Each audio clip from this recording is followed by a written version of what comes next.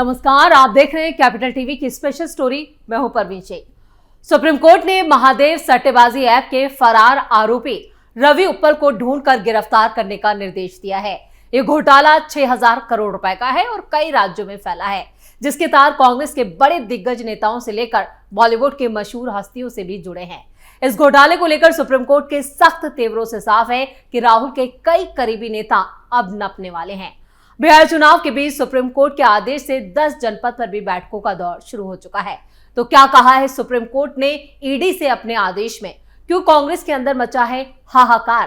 क्या कांग्रेस के सीएम भी होंगे गिरफ्तार?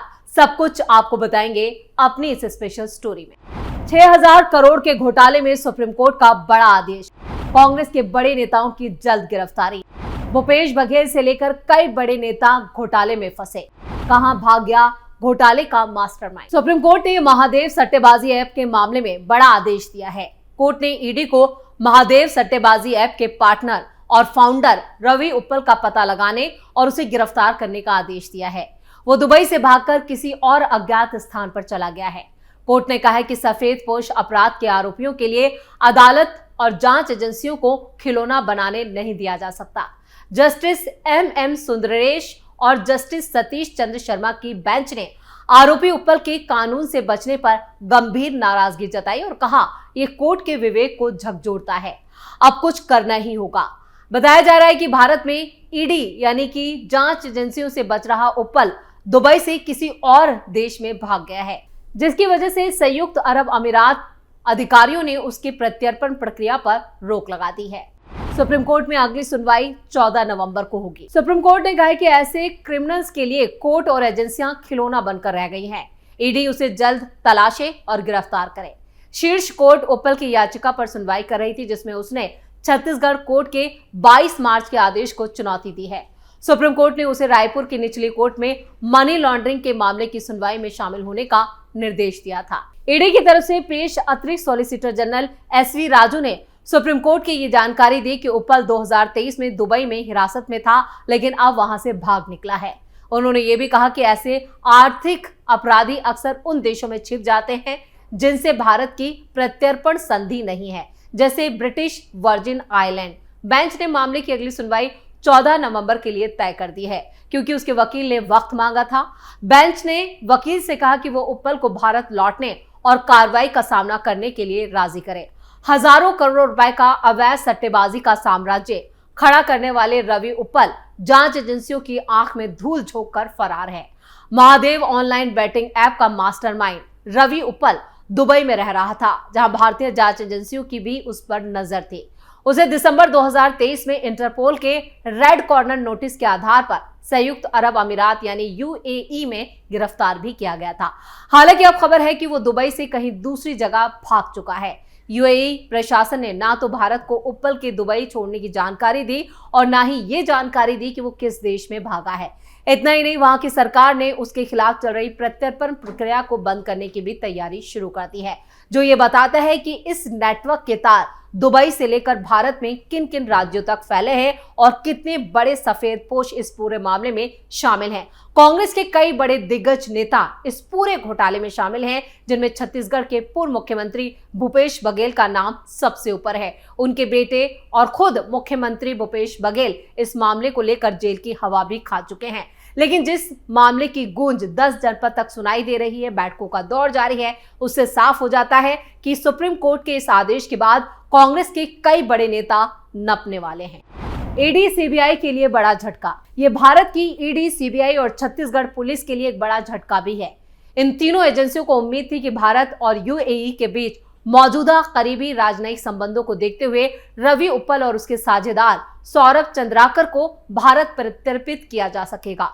रिपोर्ट के मुताबिक सरकार से जुड़े हाई पोस्ट पर रहने वाले अधिकारियों ने ये जानकारी दी। उन्होंने कहा कि हमें औपचारिक चैनलों के जरिए ये जानकारी मिली कि रवि उप्पल UAE छोड़ चुका है। हालांकि दुबई प्रशासन ने उसके निकलने का रास्ता साझा तक नहीं किया, यानी UAE का प्रशासन इसमें शामिल था, जबकि उसके खिलाफ इंटरपोल का रेड नोटिस भी एक्टिव है। अधिकारी ने यह भी कहा कि UAE ने रवि उप्पल के प्रत्यर्पण से संबंधित कार्रवाई बंद करने का प्रस्ताव दिया है। सौरभ चंद्राकर संग मिलकर बनाया बैटिंग सिंडिकेट। रवि उप्पल और उनके पार्टनर सौरभ चंद्राकर ने 2008 में Mahadev online batting app syndicate की शुरुआत की थी। यह गैर कानूनी सट्टा नेटवर्क पूरे भारत में फैला है और सरकार की तरफ से कई प्लेटफॉर्म्स और ऐप्स पर इस पर बैन लगाए जाने के बावजूद अब तक ये सक्रिय है। इस नेटवर्क के जरिए लोग पोकर और दूसरे कार्ड गेम्स जिसमें क्रिकेट, बैडमिंटन, टेनिस, फुटबॉल और यहां तक कि चुनावी नतीजों पर भी सट्टा लगा सकते थे। ईडी ने अपनी चार्जशीट में यह दावा किया था कि यह गैर कानूनी सट्टा साम्राज्य देश के अलग अलग शहरों में कम से कम 3200 सट्टा पैनल संचालित कर रहे थे और रोजाना करीब 240 करोड़ का टर्नओवर पैदा करते थे। ईडी की जांच में छत्तीसगढ़ के पूर्व मुख्यमंत्री भूपेश बघेल का नाम भी आरोपी के तौर पर सामने आया। यूएई ने 45 दिन में ही कर दिया रिहा। दिसंबर 2023 में दुबई में गिरफ्तार किए जाने के बाद से भारत ने 16 जनवरी 2024 को रवि उप्पल के प्रत्यर्पण की औपचारिक मांग की थी, लेकिन यूएई ने उसे 45 दिनों के भीतर रिहा कर दिया, जिसके बाद ईडी और सीबीआई ने कई दौर की बातचीत की मगर कोई ठोस प्रगति नहीं हुई। सौरभ चंद्राकर को भी अक्टूबर 2024 में दुबई में गिरफ्तार किया गया और फिलहाल उसे हाउस अरेस्ट में भी रखा गया था। उसके प्रत्यर्पण को लेकर भारत ने अक्टूबर 2024 में एक प्रस्ताव भी भेजा था, यानी कि अनुरोध किया था, लेकिन वो प्रक्रिया भी अब तक आगे नहीं बढ़ पाए। ईडी ने इसी दौरान दोनों के खिलाफ फ्यूजिटिव इकोनॉमिक ऑफेंडर की कार्रवाई शुरू कर दी थी, जो रायपुर की अदालत में भी पेंडिंग है। ईडी को यह भी जानकारी मिली थी कि 2024 में दोनों आरोपियों ने वानुआतु यानी दक्षिण प्रशांत महासागर के 80 द्वीपों वाले देश की नागरिकता हासिल कर ली, जहां से भारत के जो राजनयिक संबंध है वो नहीं है। हालांकि रवि उप्पल वहां से भी भागा या नहीं ये अभी तक साफ नहीं है, लेकिन जो खबरें आ रही हैं उसके मुताबिक सौरभ चंद्राकर अभी भी यूएई में मौजूद है, लेकिन कहां है इसकी जानकारी दुबई का प्रशासन नहीं दे रहा है। यूएई का भारत पर गलत इल्जाम। एक और सरकारी अधिकारी के मुताबिक यूएई प्रशासन ने यह कहकर प्रत्यर्पण से इनकार कर दिया कि भारत की तरफ से अभी अनुरोध समय पर नहीं मिला, यानी वक्त पर इसकी मांग नहीं की गई, लेकिन ये बिल्कुल गलत है। भारत ने सभी दस्तावेज निर्धारित समय सीमा में औपचारिक चैनलों के जरिए भेजे थे। अगर आरोपी को रिहा भी कर दिया गया था तो प्रत्यर्पण का अनुरोध मिलने के बाद दोबारा गिरफ्तारी की जा सकती थी। अधिकारी ने आगे कहा कि रवि उप्पल के प्रत्यर्पण को बंद करने और भारत को उनके निकलने की जानकारी नहीं देने का फैसला वित्तीय अपराधों में सहयोग की भावना के विपरीत है। यह आपसी कानूनी सहायता और भारत यूएई प्रत्यर्पण संधि की भावना के अनुरूप नहीं है। रवि उप्पल का इस तरह फरार होना भारत की जांच एजेंसियों के लिए बड़ी चुनौती बनकर उभरा है। अब जांच एजेंसियों की नजरें ये पता लगाने पर टिकी हैं कि आखिर वो कहां गया और क्या उसे वापस लाने का कोई कानूनी रास्ता अब बचा भी है या नहीं। 6000 करोड़ रुपए का घोटाला। उप्पल को दिसंबर 2023 में इंटरपोल नोटिस के आधार पर ही दुबई में हिरासत में भी लिया गया था, लेकिन बाद में उसे निगरानी में रख दिया गया। ईडी का साफ कहना है कि उप्पल और उसके साथी सौरभ चंद्राकर ने 2018 में महादेव सट्टेबाजी ऐप शुरू की थी, जिसके जरिए गैर कानूनी ऑनलाइन सट्टेबाजी होती थी। एजेंसियों के मुताबिक ये घोटाला करीब 6000 करोड़ रुपए से ज्यादा का है और कई राज्यों तक इसके तार या कहीं ये फैला हुआ है। चंद्राकर को अक्टूबर 2024 में दुबई में ही गिरफ्तार किया गया और उसका प्रत्यर्पण जो था वो पेंडिंग में है। यह मामला पहले छत्तीसगढ़ पुलिस के पास था, जिसने पूर्व मुख्यमंत्री भूपेश बघेल को भी आरोपी बनाया था। बाद में जांच सीबीआई को सौंप दी गई। महादेव ऑनलाइन बैटिंग ऐप मामले में जो 6000 करोड़ रुपए का घोटाला है उसकी ईडी, सीबीआई और राज्य पुलिस की जांच में ये सामने आया कि ये ऐप दुबई से चलाया जा रहा था, जिसमें मनी लॉन्ड्रिंग, शेल कंपनियां और हवाला के जरिए अरबों रुपए के ट्रांजैक्शन किए गए। इस घोटाले में नेता, कारोबारी, पुलिस और अधिकारियों के भी नाम शामिल हैं। जांच एजेंसियों ने अब तक दर्जनों नाम सामने लेकर आई। इनमें आरोपी दुबई आधारित संचालक, राजनेता, कारोबारी और पूर्व अधिकारी तक शामिल है। ईडी ने 2023 से अब तक 32 से ज्यादा व्यक्तियों के खिलाफ एक्शन भी लिया। मुंबई पुलिस और छत्तीसगढ़ की एजेंसियों ने एफआईआर दर्ज की। अप्रैल 2025 में ईडी ने छत्तीसगढ़ के पूर्व मुख्यमंत्री भूपेश बघेल पर महादेव ऐप से अवैध फंडिंग का आरोप लगाकर उनके बेटे चैतन्य बघेल को जुलाई 2025 में गिरफ्तार किया। महादेव सट्टेबाजी ऐप मामले में जुड़े जो भी एक्टर हैं, जैसे साहिल खान और भी रणबीर कपूर ने खुद यहां पर जो ऐप का को फाउंडर था उसकी शादी में डांस किया था और साहिल खान को भी गिरफ्तार किया गया था, लेकिन जुलाई 2024 में उन्हें जमानत दे दी गई। इससे पहले साल 2023 को जांच में कई बॉलीवुड हस्तियां, जिनमें श्रद्धा कपूर, टाइगर श्रॉफ, सोनाक्षी सिन्हा, रणबीर कपूर और कई जो बॉलीवुड हस्तियां, जिनमें 17 बॉलीवुड ऐप पर प्रमोट करने का आरोप था।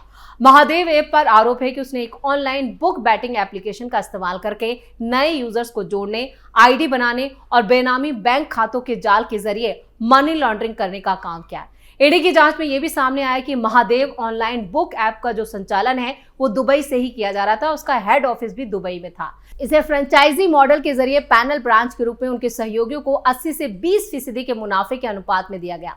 यह ब्रांच कॉल सेंटर चलाती थी और बड़ी संख्या में युवाओं को नौकरी पर भी रखती थी, जिनका इस्तेमाल शेल अकाउंट्स के केवाईसी के लिए भी किया जाता था। यानी दर्जनों शेल कंपनियां बनाई गई, हवाला के जरिए करोड़ों का हेरफेर किया गया, जिसमें कांग्रेस के कई दिग्गज नेता भी फंसे हैं। कई अधिकारियों के नाम भी सामने आए और जिनमें से अब तक सिर्फ 2 दर्जन लोगों की गिरफ्तारी हुई, उनसे पूछताछ हुई और बाद में उन्हें जमानत दे दी गई। लेकिन अब इस पूरे मामले पर सुप्रीम कोर्ट ने जिस तरह का आदेश दिया है, उससे साफ है कि एक बड़ी गाज कांग्रेस नेताओं पर गिरने वाली है और कई अधिकारियों की गिरफ्तारी भी हो सकती है, जिसको लेकर कांग्रेस के अंदर अंदर साथ साथ छत्तीसगढ़ में जो उस वक्त के अधिकारी थे उनमें भी हड़कंप मचा हुआ है।